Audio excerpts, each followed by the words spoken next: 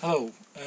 There's a good reason why our banks and our financial systems are so reluctant to move into renewables. And I'm always surprised about news items and the idea that you can finance renewable energy the way that you can finance any other thing in the let's say the carbon credit economy, as I call it. I'll talk about carbon credit and the carbon credit system a little bit.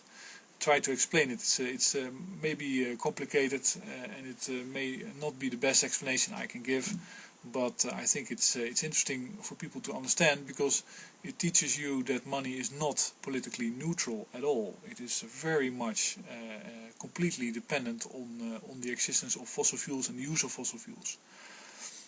Carbon credit, as the name says, is credit to receive carbon. So fossil fuel credit, you can buy gas, oil, coal, diesel, kerosene, whatever, with your money.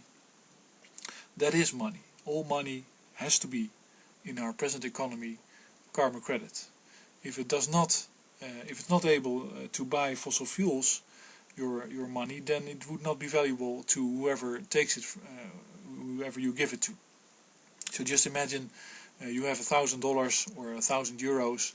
You go to the gas station, and the guy at the gas station cannot buy his gasoline, refuel his gas station with your money. Then of course he would not accept it as a payment for the gasoline that he delivers.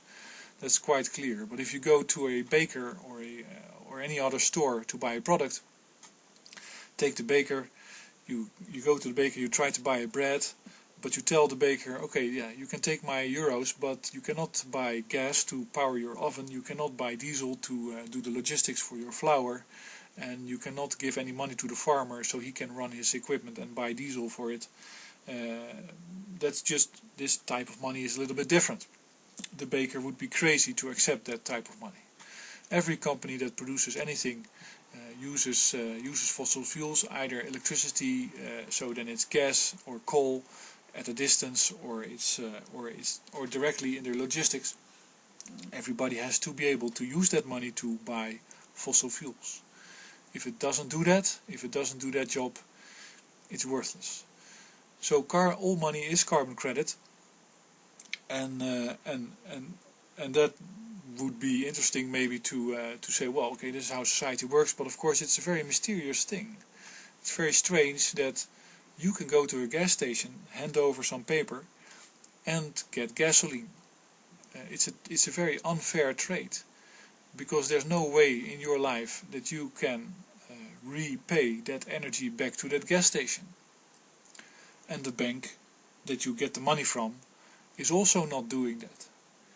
So there's something going on here, and that's what I call the carbon credit system. It's a cooperation between banks and energy suppliers to extend credit and allow people to buy energy in a very balanced way, in a very well monitored way. It's not spontaneous. It cannot be spontaneous.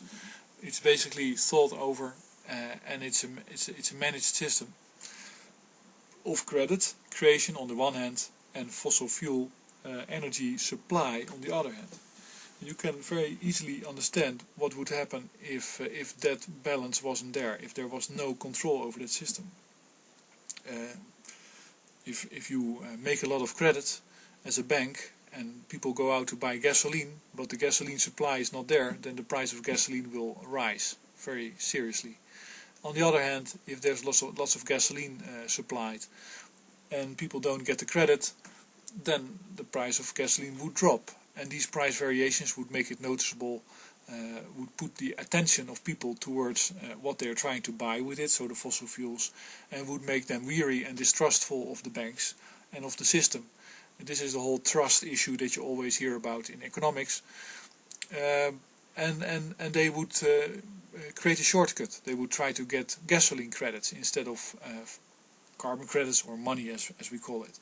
They would try to buy coal credits and gas credits from the suppliers of those fossil fuels. And that's not the way that this whole thing is organized. It's organized in an economy. The economy itself is a system that manages this dependence, this relationship. The primary goal of economics is not wealth. It is the maximization of the utilization of fossil fuels. So it's maximizing the cash flow of fossil fuels in such a way that it has the most utility to people. And that's a completely different thing than trying to generate wealth, because you can generate wealth without fossil fuels. You can generate wealth outside this system. There's some other mysterious aspects to it, and that is of course debt in the financial system. What does debt mean? Because apparently a bank creates credit, extends a loan to people to buy stuff and things and services. Of course, services means that you reward people for what they do and they go out and buy stuff. But that stuff is made with fossil fuels, from the mining to the production to every aspect of it. So in the process, eventually that money ends up with a supplier of fossil fuels. The credit that the bank has loaned out ends up with a supplier of fossil fuels, but you as a consumer or as a user of that credit have basically burned what you bought with that money. So you cannot repay it. You burned your coal, your gasoline, your oil. It's gone. It's in the atmosphere. It's carbon dioxide. And how are you going to repay that loan? It's impossible. But you're stuck with a debt. See, that's another very mysterious thing. And the way to resolve that mystery is to say, well, okay, so the debt is completely meaningless and it only has one function, and that is that the banks can control the amount of money in circulation, which is necessary to tune the amount of money in circulation with the amount of gasoline and coal and oil available in the market in order to retain price stability. So we have price stability, which is of course a goal of the Federal Reserve in the US, which is the biggest creator of carbon credit in the world. So debt only has one function, and that is to control the amount of liquidity, amount of directly money that can directly be spent on fossil fuels.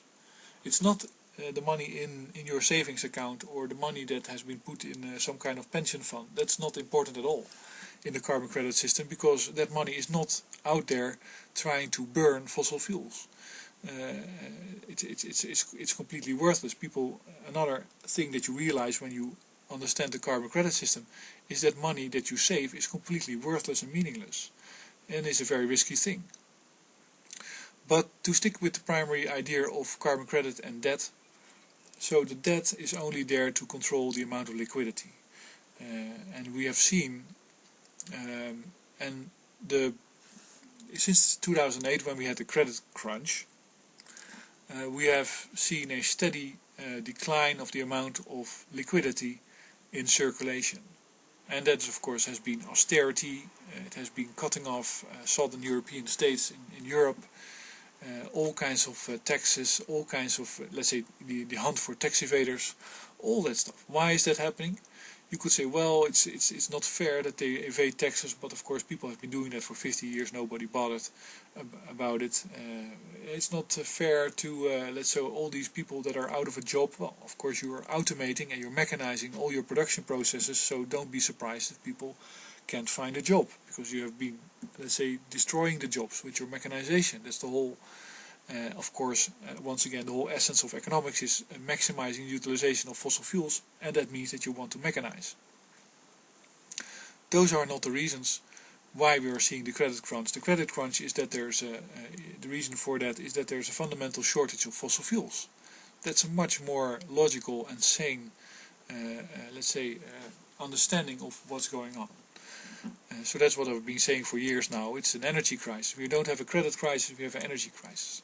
And the very important thing that you can do in order to fight climate change and break, let's say, ground for renewables is understand that the money system is fundamentally a fossil fuel distribution system, and that the credit crisis is an energy crisis. Of course, if the general public would take that position, then they would understand that, of course, if you ask for credit to buy a renewable energy source, you are talking about cutting down the cash flow of banks, the carbon credit cash flow of banks. And they don't like that, so they don't want to invest in renewables, even though if you buy a solar panel you get 7% interest, and if they borrow or if they loan out their money, the banks get 4% interest. it's a fundamental attack on the carbon credit system, on the banking energy system, to talk about renewables and to drive renewables. So I talk about this and I try to explain this. I hope this explanation is somewhat illuminating. Simply because it is fundamental to the fight for renewables and against climate change to understand that the money system that we use is not capable of getting us there, because it has the intrinsic inhibition to not allow renewable energy to take over, because distributed renewable energy everywhere will mean, and especially when you combine it with storage, which is of course implicit in fossil fuels. Fossil fuels always have storage because you have a pile of coal, that's energy storage. In renewables that's something that is being made very expensive, not a big surprise if you listen to this story. But renewable energy and storage combined will break up not only the energy sector but also the banking sector. It will make it almost obsolete. Why? That's a long story. I'll talk about it in the next video. But I hope you find this interesting, and thanks for listening.